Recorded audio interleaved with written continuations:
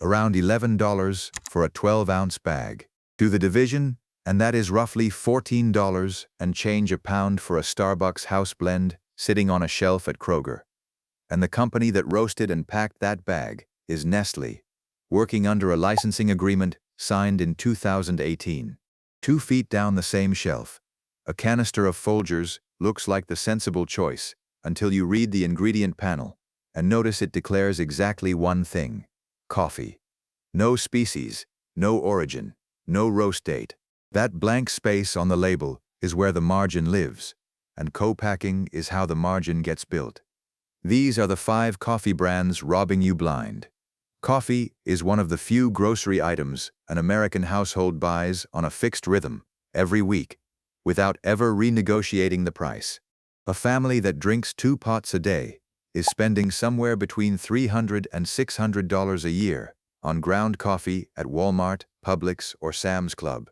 And almost none of that money is going toward better beans. My name is Frank Delaney. I spent 14 years in food procurement, reading co-packer agreements and green coffee specs, and I left because I got tired of knowing what was in the container while my own mother bought the wrong one. Here is what you get out of the next 10 minutes. 5 brands I think are badly overpriced for what is actually inside, ranked from mildly dishonest to genuinely insulting. Then 5 brands worth every penny, including 1 budget pick under $7 a pound and 1 splurge. I take no sponsorships from anybody, ever. So nobody on either list paid to be there. Start with the mechanism, because the mechanism explains all 5. In the United States, a bag of roasted coffee is not required to tell you the botanical species inside it. Arabica and Robusta are 2 different plants with 2 different commodity prices, and Robusta has historically traded at a meaningful discount on the futures market. A blend can be 90% Robusta, and the panel is still allowed to read 100% coffee because Robusta is coffee. The label is accurate. The label is also useless. Layer the second thing on top. Most famous coffee names on a grocery shelf do not roast their own grocery coffee.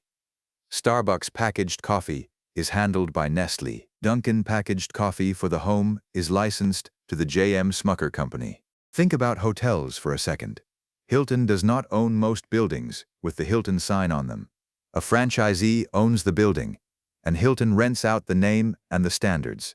Grocery coffee runs the same model. You are paying cafe prices for a rented logo on a bag that a commodity roaster filled. Nan nauk meet 30 liar.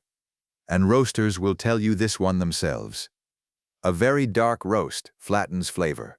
Underripe cherries, over-fermented lots, and stale green coffee all disappear under enough carbonization, which is why so much supermarket coffee arrives nearly black and tasting mostly of char.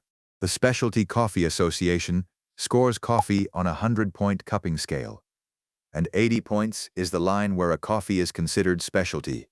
Nothing in a 30-ounce steel can is being cupped at 80.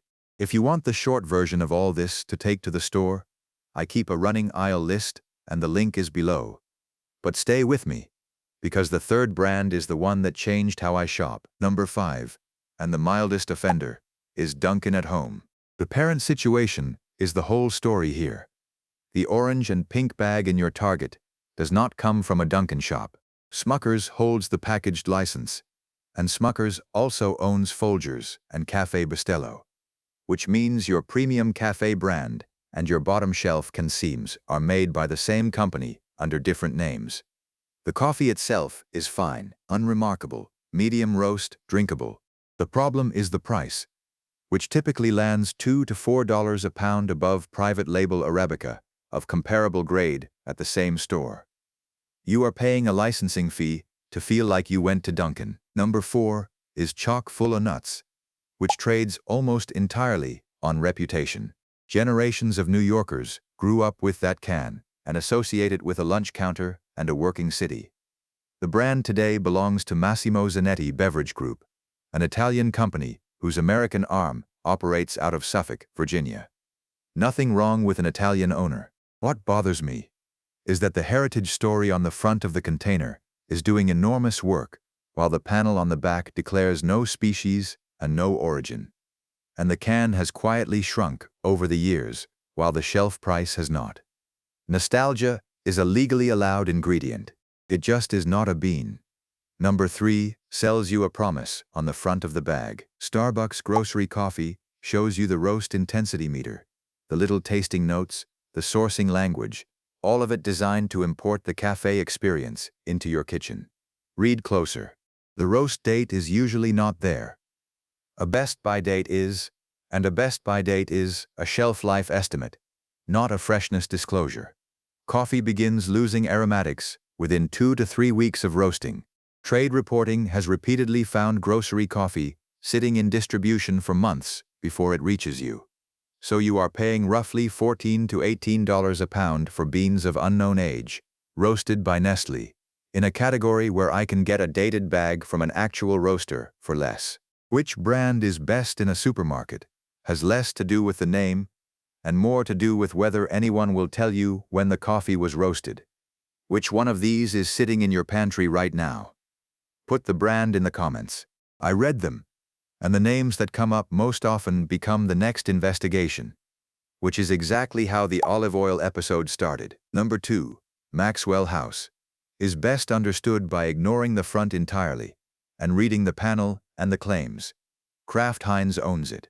The container tells you how many cups it makes, and that number is calculated on a brewing ratio far weaker than most people actually use, which means the real cost per cup in your kitchen is meaningfully higher than the math on the label implies. Same silence on species.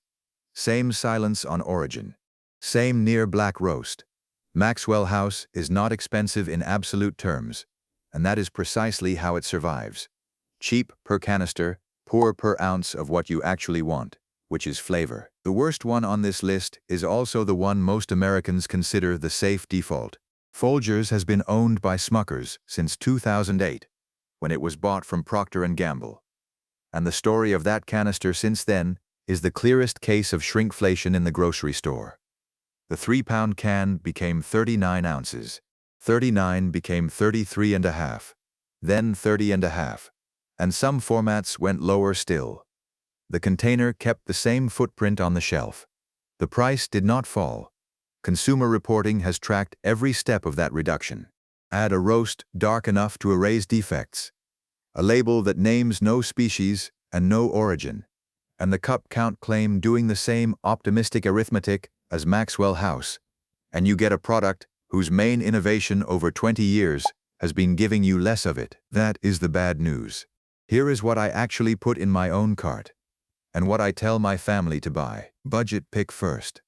Kirkland Signature Whole Bean at Costco is the single best value in American grocery coffee, generally landing somewhere near $6 to $8 a pound, depending on the blend and the region. Whole bean, so it stays fresh longer than pre-ground, and Costco's supplier standards on this line have been consistently better than the shelf price suggests. Buy the whole bean version and a $20 burr grinder, and you will beat every canister on the bad list without contest. Second, Aldi's Barissimo Fair Trade Organic line. Aldi is a private label operation, and private label is usually where I go hunting, because a store brand has no advertising budget to fund and no licensing fee to pay. Certification through Fair Trade USA, or a comparable body, puts an actual audit trail behind the sourcing claim, which is more than any red canister offers. Nisterelb. Third, Equal Exchange, a worker-owned cooperative based in Massachusetts that has published its farmer partnerships for decades. You are paying maybe $12 a pound, and you can trace where it came from. That traceability is the product. Fourth, Counterculture Coffee, out of Durham, North Carolina. Roast date printed on every bag, and an annual transparency report that names origins and discloses what was paid to producers. When I say a brand is worth every penny, that is the standard I mean, not fancier packaging. Disclosure. The splurge is Stumptown, and I want to be honest about something. Stumptown sits under JDE Peet's, a very large European coffee group, and normally that is a warning in my book. The roast dates are still on the bags. The single origin lots are still named down to the region, and the roast level is still light enough that you can taste whether the coffee is any good. Corporate ownership is not automatically the crime. Hiding behind it is. Here is the rule you can use in the aisle next week without me. Pick up any bag and look for 3 things: a roast date, a named origin, and the word Arabica. A coffee that will not give you all 3 is telling you something. The same test works in the olive oil aisle and the vanilla aisle, where the label is also allowed to stay quiet about what to buy instead. Be amazes every week, 1 aisle at a time. If you want to stop overpaying on the next one, subscribe. Then the full coffee aisle list, all 10 brands, with prices per pound and the roast date test, is free at the link below if you want it emailed to you. Next week I am walking into the breakfast cereal aisle with a calculator, because the box got smaller there too, and almost nobody noticed.